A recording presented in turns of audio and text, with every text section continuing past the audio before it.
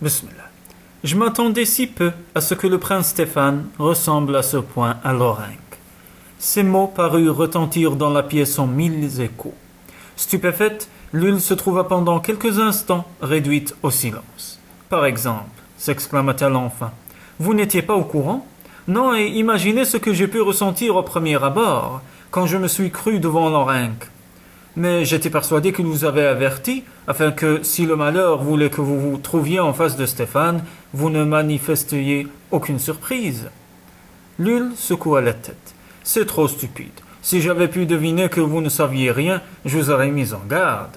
Ariana se souvint alors de ce que lui avait dit Lorenc, par l'un de ces après-midi ensoleillés au bord du ruisseau.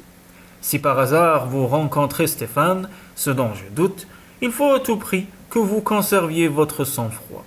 Ne montrez surtout pas votre étonnement en constatant qu'il... 3 coups de sifflet s'étaient alors fait entendre et Lorenc l'avait quitté en lançant. Je vous expliquerai cela plus tard. Il n'en avait jamais eu le temps, car moins d'une demi-heure plus tard, les 3 prisonnières prenaient la fuite. Comme si elle avait deviné ses pensées, Lul déclara avec amertume. En fuyant, vous vous êtes jeté dans la gueule du loup. J'ai bien été obligé de suivre la baronne et Iglaïs. Le camp était déserté, elles en ont profité. À mi-voix comme, pour elle-même, Ariana poursuivit. Certes, j'étais très tenté de rester, mais cette idée semblait saugrenue. N'étais-je pas attendu au palais? Ma place n'était pas dans un campement de brigands. Quel gâchis, soupira Lul. Elle vint s'asseoir à côté d'Ariana et lui prit la main, une main glaciale. Vous avez froid? Je ne sais pas. La jeune fille laissa échapper un petit sanglot. Lul, je ne comprends rien, je ne sais plus où j'en suis ni ce que je dois faire. Votre fuite a tout compliqué. J'ai été obligé de suivre la baronne, répéta Ariana. Pour éviter d'autres problèmes, mieux vaut que vous sachiez tout. Vous sentez-vous la force de m'écouter maintenant? Je crois avoir compris. Lorenc et Stéphane sont frères. Frères jumeaux. Physiquement, ils sont semblables, mais moralement. Lorenc est un ange, Stéphane un démon. Un ange qui, des trousses de paisibles voyageurs, ne put s'empêcher de remarquer la jeune fille. Ne vous a-t-il pas dit qu'il ne dépouillait que ceux qui avaient mal acquis leur fortune? Si. Il distribue ensuite cet argent aux pauvres, ce qui est bien nécessaire, car depuis que Stéphane règne sur notre pays, le nombre de malheureux a décuplé en Dobrjvani. Si Lorenc est le frère de Stéphane, pourquoi mène-t-il cette existence inconfortable? Il pourrait vivre au palais. Stéphane a toujours détesté son jumeau.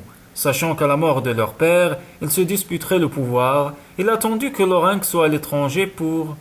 Lul, dont rien ne semblait pouvoir altérer l'aplomb, parut pour la première fois mal à l'aise. Le visage tendu, elle poursuivit. Pour assassiner le prince régnant. Son père? S'écria la jeune fille avec horreur. Son père, et il s'est proclamé prince de Dobrjvani. Lorsque Lorenc a appris cela, il a compris que, pour conserver le trône, son frère n'hésiterait pas à le tuer, lui aussi, s'il avait le malheur de revenir au palais. Il a donc fait courir le bruit qu'il était mort des fièvres aux Indes, et il est revenu incognito en Dobrjvani, pour se transformer en quelque sorte en redresseur de tort. Mon Dieu, quelle histoire! Quelle incroyable histoire! On dirait un roman. Ariana, qui avait à peine trempé ses lèvres dans le verre d'eau et de cognac que lui avait rapporté Lul, le termina d'un trait. Tout cela est horrible. Elle était maintenant très pâle, mais 2 taches rouges marquaient ses pommettes. Le prince Stéphane ignore que son jumeau est toujours vivant. Cela vaut mieux, sinon la vie de Lorenc ne vaudrait pas cher. Je comprends pourquoi il ne s'est jamais montré à la baronne, murmura la jeune fille.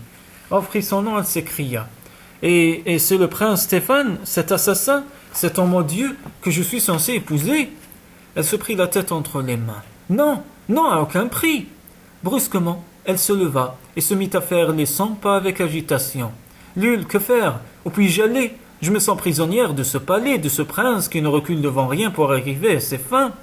Mon Dieu, pourquoi suis-je venu en Dobrjvani? Comment pouvais-je soupçonner ce qui m'attendait? Vous regrettez d'être en Dobrjvani? Fit Lul d'un ton où perçait un léger reproche. N'est-ce pas votre pays, au même titre que l'Angleterre? Il est vrai que je me sens à la fois anglaise et dobrjvanienne, admit la jeune fille. Vous regrettez d'avoir rencontré Lorenc? Ariana se sentit envahie de douceur. Oh, qu'en aurait-elle donné, en cet instant, pour se retrouver dans ce campement perdu au milieu des montagnes? Il lui paraissait maintenant être un lieu enchanté, un vrai coin de paradis. J'ai fait la connaissance de Lorenc, l'ange, mais c'est son frère, le démon, auquel je suis destiné. Elle éclata en sanglots convulsifs. Je ne veux pas devenir sa femme, j'aimerais mieux mourir. Lorenc, au secours, Lorenc. Chut. Peu à peu, la jeune fille se calma. Lul l'obligea à troquer l'affreuse robe pourpre et or contre une chemise de nuit. Maintenant, je vais vous donner un calmant, sinon vous ne réussirez pas à dormir. Elle alla chercher un petit flacon rempli d'un liquide verdâtre dans le cabinet de toilette. Qu'est-ce? Demanda Ariana avec méfiance. Une décoction d'herbes calmantes dont je tiens la recette de ma mère, qui la tenait de sa grand-mère, qui, etc. En souriant, elle ajouta. Rien de nocif, croyez-moi. Ariana but le verre d'eau dans lequel la gitane avait dilué quelques gouttes de la potion calmante. Maintenant, pensez à des choses agréables, dit Lul en lui massant le front et les tempes. Pensez au ruisseau qui bondit sur les cailloux. Pensez à Lorenc. Sa voix avait un étrange effet hypnotique. La jeune fille ne tarda pas à fermer les yeux. Lul resta pendant quelques minutes à ses côtés, les yeux pleins de compassion. Puis elle sortit sur la pointe des pieds. Ariana rêvait que Lorenc la tenait par la main et l'emmenait sur une route ensoleillée. Le bruit d'une porte qui claquait au loin la réveilla, en sursaut. Elle regarda autour d'elle avec égarement et s'aperçut qu'il faisait déjà grand jour et qu'elle se trouvait dans une chambre inconnue. La mémoire lui revint bien vite, tandis que l'effroi la gagnait. Elle se trouvait au palais, seule, pour faire face à un épouvantable destin. « Je ne veux pas épouser le prince Stéphane, je ne veux pas épouser ce tyran sanguinaire. » Lul apparut. « Vous voilà enfin réveillé, dit-elle avec un beau sourire. Ariana se mit à trembler. Lul, Lily corrigea la gitane. Lily, j'ai peur. Lul s'assit au bord du lit et lui caressa la main. Courage. Un sanglot secoua la jeune fille. Du courage, je n'en ai pas assez pour. Courage, répéta Lul, presque avec sévérité. Ici tout le monde doit en avoir. Prenez exemple sur Lorenc. Insouciant du danger, il est revenu braver son frère et tous ces personnages malfaisants qui ont fait tant de mal à la Dobrjevanie et aux Dobrjevaniens. Ariana tenta de se dominer. Je vais essayer d'être digne de lui. Voilà comment il faut parler. Mais je ne veux pas revoir le prince, je resterai enfermé ici. Vous n'aurez qu'à dire que je suis malade. Lul secoua la tête. Vous savez bien que ce n'est pas possible. Il faut que vous vous conduisiez normalement. Normalement? Répéta la jeune fille avec dérision. Oui, vous n'avez qu'à paraître heureuse du sort qui vous attend. Heureuse de devenir la femme d'un meurtrier? Heureuse de devenir princesse, corrigea Lul. Ariana essuya une larme.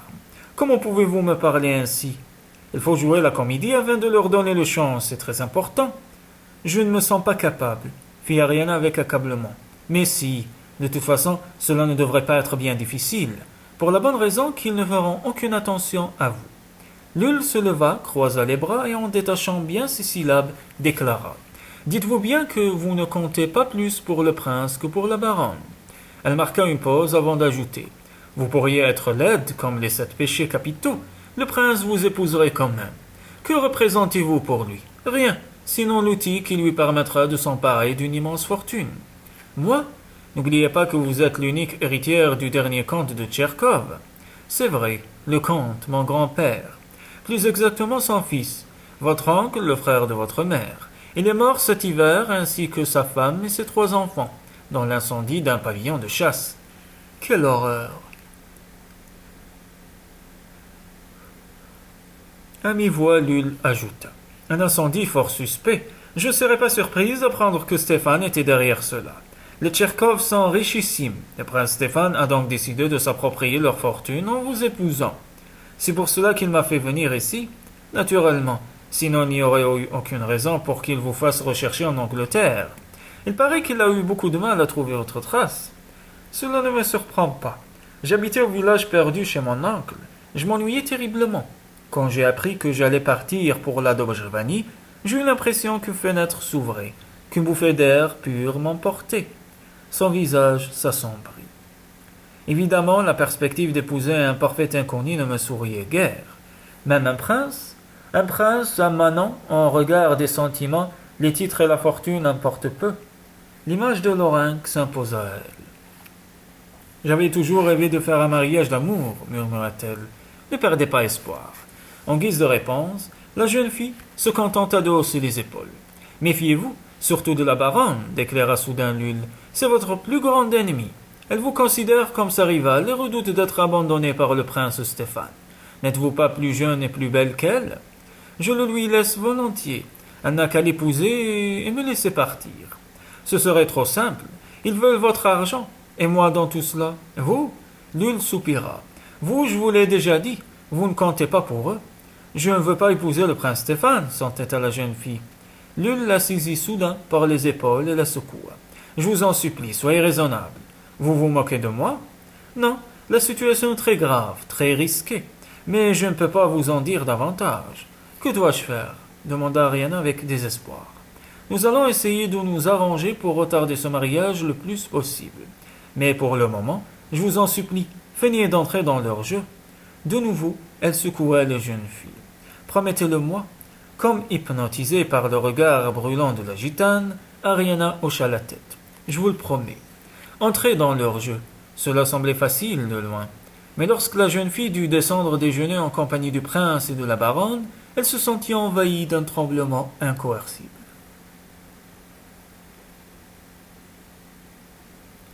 Courage, répéta encore une fois Lul. Vêtue d'une robe en mousseline d'un rose trop vif, ayant appartenu à la baronne, Ariana arriva dans le grand hall, où laquais et huissiers ne cessaient de s'entrecroiser dans des allées et venues désordonnées. Le déjeuner est servi dehors, Altesse, dit un valet en s'inclinant obséquieusement.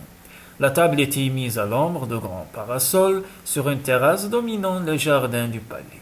Il faisait un temps magnifique et la jeune fille s'accouda à la balustrade en pierre, admirant les pelouses veloutées, les massifs de fleurs multicolores et les jets d'eau des fontaines qui s'élevaient vers le ciel intensément bleu avant de retomber en gouttelettes irisées dans les vasques de marbre. Soudain, quelqu'un la saisit par la taille. « J'ai hâte que vous soyez à moi, ma biche !» susurra le prince à son oreille. Quand elle voulut se dégager, il éclata de rire. « Elle est bien farouche, ma petite fiancée.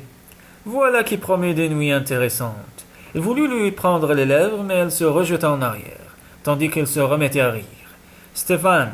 lança la baronne d'un ton sévère. Elle se retourna brusquement. « Ah, c'est vous ?» marmonna-t-il, l'air d'un enfant pris en faute. « Un peu de tenue, reprit-elle.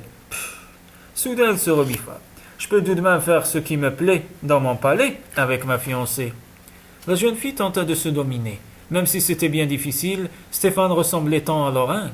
Pourtant, à seconde vue, elle notait des différences. Outre les yeux jaunes de Stéphane, des yeux injectés de sang, comment n'avait-elle pas, dès leur première rencontre, remarqué son regard fouillant, son menton veule, son teint couperosé? « Il me fait horreur, pensa-t-elle. Ariana crut entendre la voix de Lul. « Je vous en supplie, feignez d'entrer dans leur jeu. » Après avoir reculé de quelques pas, elle s'efforça de sourire. « Les domestiques nous regardent, prétendit-elle. »« Très juste, approuva la baronne. Je m'en moque, fit le prince en s'asseyant le premier à table. Il tapota le coussin du siège voisin du sien. « Venez près de moi, ma biche. » Ariana obéit, mais s'arrangea pour tirer subrepticement le fauteuil sur le côté. Le prince ne remarqua rien. Il venait de se servir le premier de la plus grosse langouste qui se trouvait dans le plat posé devant lui. Puis il frappa dans ses mains. « Eh bien, mon verre est vide. » Un laquais s'empressa de le remplir de vin blanc glacé. « Ce n'est pas un prince, c'est un mufle, » pensa la jeune fille. « Je suis sûr que Lorinc ne se conduirait pas d'une manière aussi grossière. » Le prince saisit une autre langouste et la posa dans l'assiette d'Ariana. « Régalez-vous, ma biche. » La baronne, qui s'était installée en face d'eux, leur adressa un regard noir. « Lul a raison, elle est jalouse, » se dit Ariana. « Pourquoi retarder le mariage ?» fit soudain le prince. « Autant tout régler le plus vite possible. Je vais donner des ordres pour que la cérémonie soit célébrée demain. »« Demain ?» s'entendit balbutier Ariana d'une voix blanche. « Demain à 3 heures de l'après-midi dans la cathédrale de Dobrajwan. Cela signifierait que dans 24 heures, elle devrait appartenir à cet homme odieux. » Elle chercha un prétexte pour gagner du temps, mais mes parents s'étaient mariés au 22 juin, j'aimerais me marier le même jour. Le prince haussa les épaules. Foutaise. Pour une fois, la baronne se rangea du côté de la jeune fille. Faites donc plaisir à votre petite fiancée, dit-elle d'un ton mielleux. Le 22 juin, c'est loin. Voyons, Stéphane, nous sommes le 15. Le rire aigu de la baronne retentit. Laissez-lui au moins le temps de se préparer à ce qui sera le plus beau jour de sa vie. Le prince ne répondit pas. Après les langoustes, on leur avait servi du gibier en sauce et il en était déjà à sa seconde portion.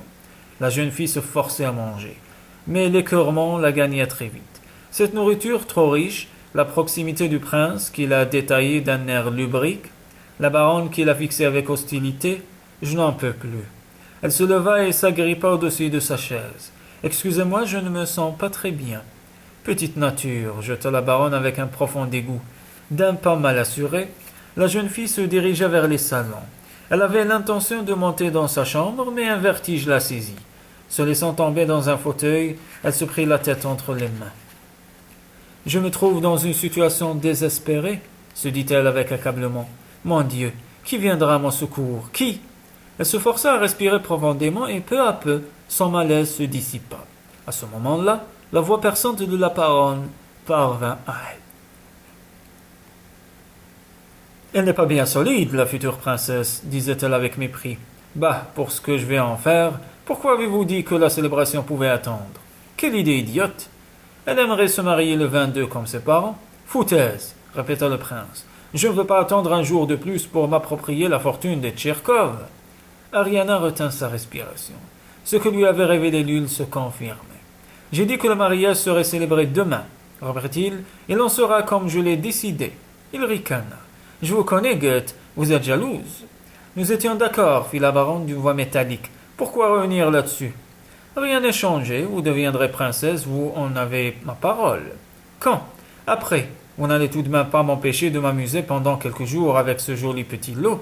Puis, comme convenu, nous nous en débarrasserons et je vous épouserai.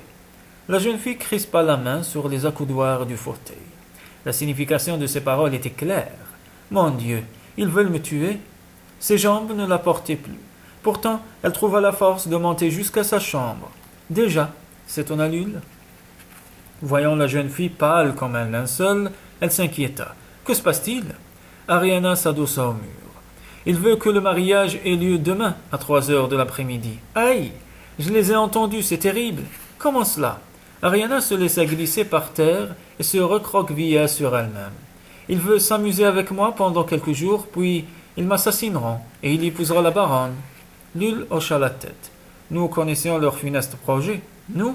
Sans tenir compte de l'interruption, la gitane poursuivit. Je n'avais pas voulu vous en parler. À quoi bon vous épouvanter? En soupirant, elle expliqua. Le prince Stéphane et la baronne ont un besoin effréné d'argent, car ils dépensent à tort et à travers. Des fêtes, des bijoux, et ne se refusent rien et ne pensent qu'à leur bien-être. Pour vivre sur un grand pied, ils ont pressuré le peuple, accablant les Dobrajvaniens d'impôts. Maintenant le pays est exsangue, mais ils s'en moquent. Ils ont trouvé le moyen de se procurer une fortune et sont prêts à tout pour l'obtenir. En me tuant? Si vous croyez qu'ils sont à un meurtre près, c'est terrible, Lul, répéta la jeune fille. Comment leur échapper? Ayez confiance. Lul l'aida à se relever, puis elle l'obligea à laisser tendre. La situation est grave, murmura-t-elle. Il va falloir précipiter les choses. Ne vous inquiétez pas. Comment pouvez-vous parler ainsi? S'écria Ariana avec désespoir. Il faut que j'aille tout de suite prévenir. Qui?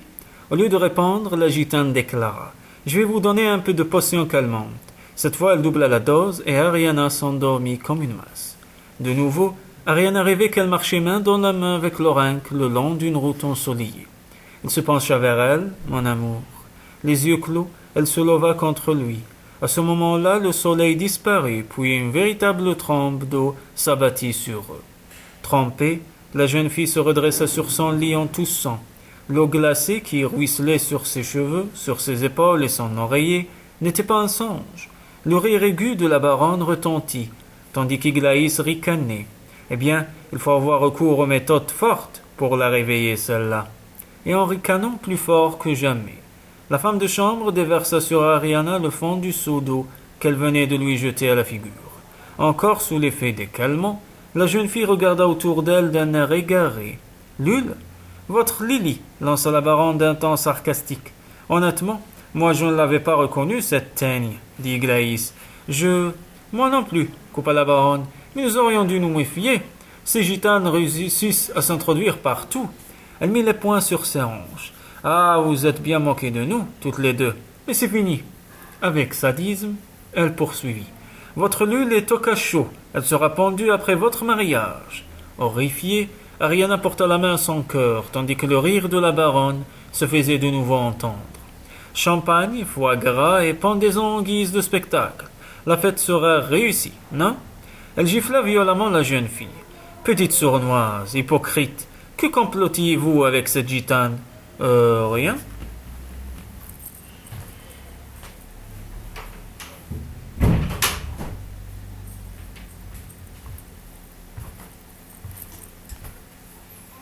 À d'autres, vous allez être enfermés, vous aussi, jusqu'au mariage. Ce sera plus prudent. La cérémonie devait être célébrée en grande pompe dans la cathédrale. Mais comme le prince Stéphane craint des troubles, elle aura tout simplement lieu dans la chapelle du palais. Soudain, elle parut transfigurée. Ce sera plus tard que le vrai mariage aura lieu, avec les grandes orgues, les trompettes, le carrosse d'or, le couronnement de la nouvelle princesse, tous les officiers faisant la haie, sabre au clair, tous les... Chut, fit Glaïs d'un air inquiet. La baronne haussa les épaules. Peu, elle ne comprend rien, elle a l'air complètement abrutie, et de toute façon, elle n'a aucune idée de ce que je raconte.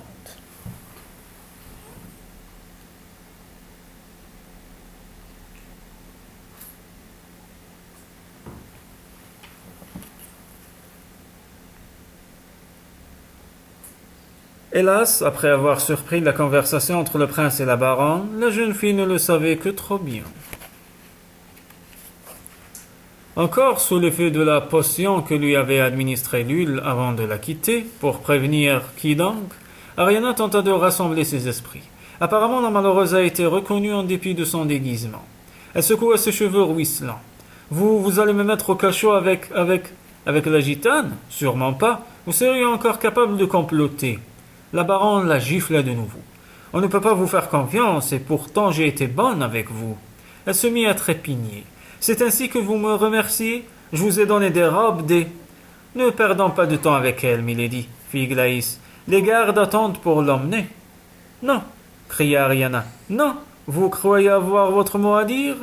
Je refuse d'épouser le prince Stéphane. Si vous croyez qu'on va vous demander votre avis, on vous conduira jusqu'à l'hôtel en vous tirant par les cheveux, s'il le faut.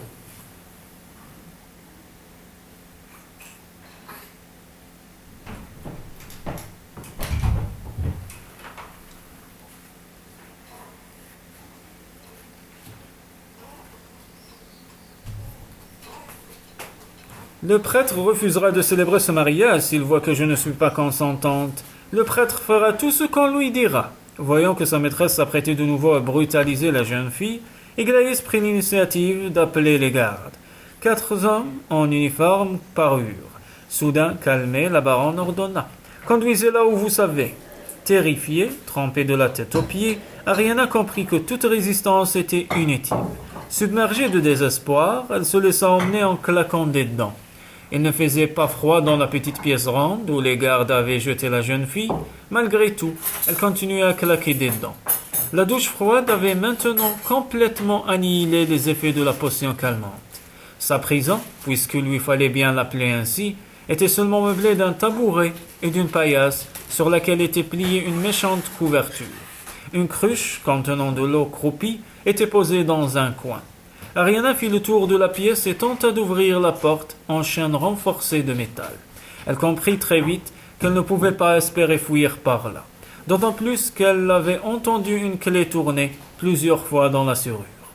Elle allait rester ici jusqu'au lendemain, à l'heure où le prince avait décidé que serait célébré leur mariage. « Je suis perdue, se dit-elle, plutôt mourir. » Elle s'approcha de la fenêtre et constata qu'elle se trouvait tout en haut de l'une des tours du palais. De là, elle avait une vue splendide sur la vallée environnante, sur la ville et sur les montagnes lointaines, au cœur desquelles se cachait Lorraine.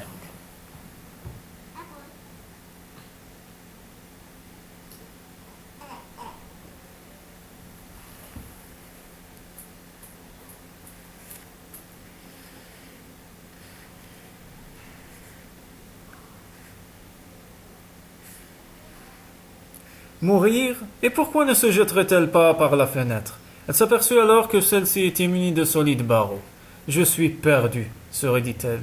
La jeune fille était recroquevillée sur sa paillasse quand la porte s'ouvrit. En voyant Iglaïs apparaître, elle ne trouva même pas le courage de se lever. « Eh bien, vous faites-moi la fière, lança la femme de chambre. Ariana avait passé près de 24 heures enfermée, sans un quignon de pain, sans même un verre d'eau fraîche. « Je vous ai apporté votre robe de mariée, annonça la femme de chambre. « Non, regardez-moi cette splendeur, s'exclama Iglaïs, en tenant à bout de bras une somptueuse toilette en satin blanc, brodée de fils d'or et d'argent.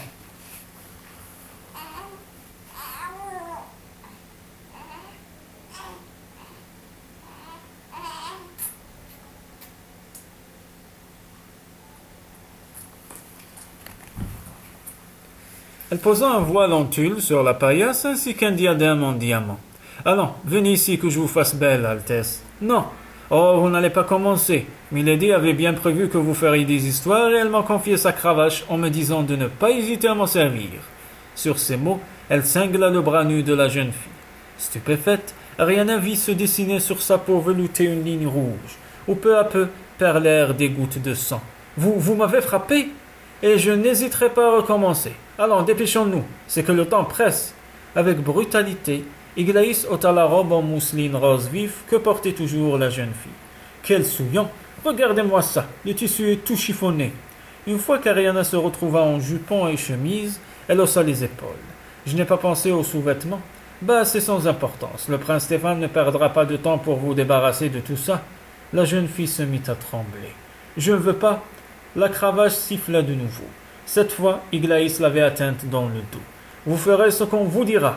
Vous n'avez qu'un droit ici, celui de vous taire, compris? Bon, maintenant levez les bras, je ne vais pas passer des heures à vous habiller. Craignant de recevoir un nouveau coup, Ariana se tut. N'essayez pas de vous rebeller, lança Iglaïs. 4 gardes attendent à la porte. Si vous refusez de marcher jusqu'à la chapelle, ils vous y porteront. Le désespoir l'envahit, ainsi qu'un sentiment d'impuissance absolue. Je suis totalement entre les mains de ces gens-là.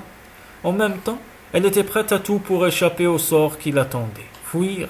Elle savait bien qu'il la rattraperait. Seule la mort lui apporterait la délivrance. La fenêtre de cette prison est défendue par de solides barreaux. Mais j'en trouverai une autre, et je n'hésiterai pas à me précipiter dans le vide. Tout plutôt que d'appartenir au prince Stéphane.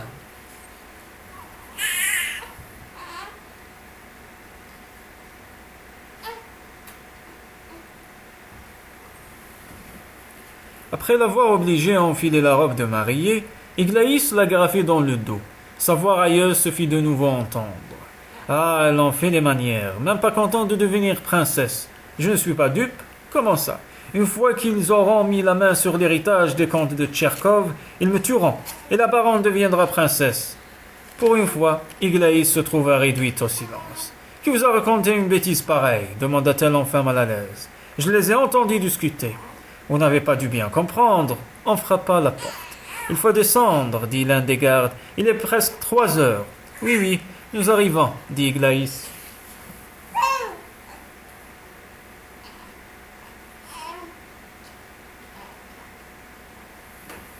Elle examina la mariée, dont le visage était aussi pâle que sa robe. Je n'ai même pas eu le temps de vous coiffer. Vos cheveux sont tout emmêlés. Elle pouffa. Évidemment, ils étaient mouillés et vous n'aviez pas de peigne. Bah, tant pis, là-dessous on ne verra rien. Elle couvrit la tête d'Ariana du voile en tulle qui fut maintenu par le diadème. Voilà une bien jolie mariée. Elle lui donna une bourrade. Et cessez d'imaginer des romans sans queue ni tête. D'un ton doucereux, elle enchaîna. Il ne vous arrivera rien et si vous y mettez un peu du vôtre, au lieu de lutter tout le temps, les choses se passeront très bien. Allons, venez maintenant. Encadrée par les gardes et suivie par Iglaïs, Ariana descendit un étroit escalier en colimaçon. Elle passa devant une fenêtre grande ouverte. Était-ce le moment de... Ne perdons pas de temps, fit l'un des gardes presque gentiment, et il l'entraîna. 10 minutes plus tard, Ariana se trouva agenouillée dans la chapelle du palais, toujours entre les 4 gardes. Iglaïs avait disparu. La baronne n'était nulle part en vue. Quant au prince Stéphane, qui logiquement aurait dû l'attendre au pied de l'autel, il ne se montrait pas. Et le prêtre se demanda Ariane avec étonnement. Et les témoins? L'organiste se mit à jouer un prélude de Bach, mais personne n'arrivait. La mariée restait toujours seule, en compagnie des gardes. Au loin, une pendule sonna un coup. La demie de 3 heures, se demanda Ariana. Que se passait-il? Le prince aurait-il changé d'avis?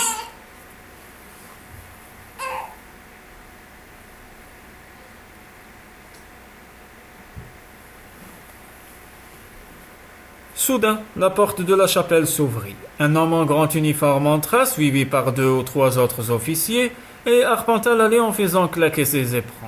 Les gardes lui présentèrent les armes, tandis qu'Ariana se mettait à sangloter désespérée. « Mon Dieu, je vous en supplie, venez à mon aide !»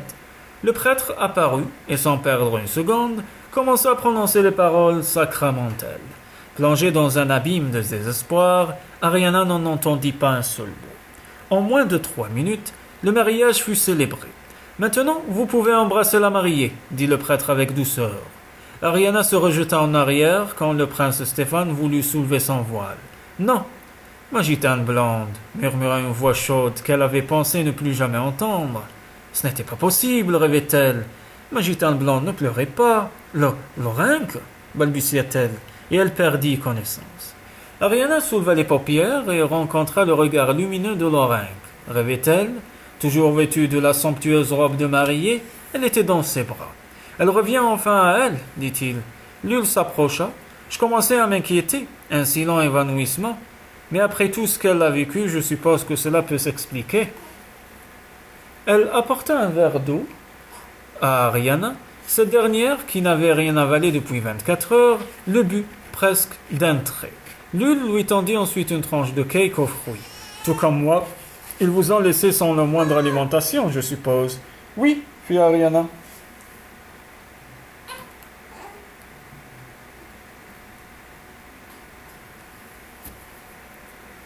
Ce croassement était sa voix. En effet, je dois rêver, se redit-elle. Discrètement, Lul quitta la pièce, laissant Lorenque et Ariana seuls. Je ne comprends pas, murmura-t-elle.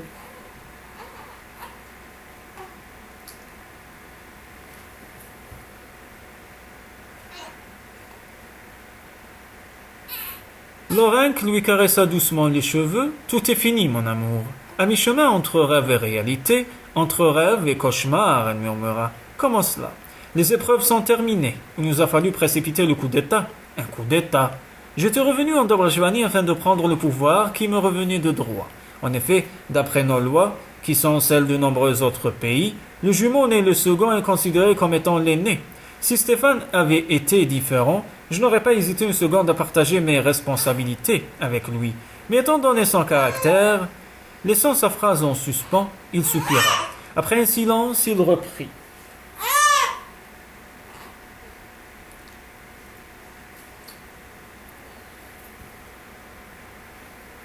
Les Dobrjvaniens, lassés des turpitudes de mon frère, étaient prêts à se révolter. Ils se sont presque tout rangés à mes côtés. De nouveau, il soupira. Seuls 2 morts sont à déplorer, mon frère et la baronne Krasnova. Ariana sursauta. Mon Dieu, ils sont morts, répéta Lorenque. Mon intention était de les expulser du pays, mais lorsqu'ils ont vu tous ceux qui les croyaient leurs alliés se retourner contre eux, ils ont avalé le poison contenu dans une petite ampoule qu'ils portaient toujours sur eux. Et voilà. C'est affreux.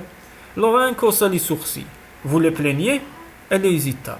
Je ne sais que penser. Il me réservait un sort horrible. Mieux vaut oublier tout cela. Les Dobrjvaniens ont beaucoup souffert aux mains de ce couple diabolique. Stéphane était votre frère. Et tout aurait pu être bien différent s'il n'avait pas été mené par l'appât du lucre. Ariana frissonna. Il voulait s'amuser avec moi pendant quelques jours, puis il m'aurait tué pour épouser la baronne. Oubliez tout cela, insista Lorenque.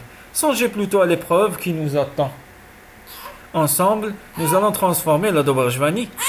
Cette principauté va devenir un pays où il fera bon vivre. Un énorme travail nous attend.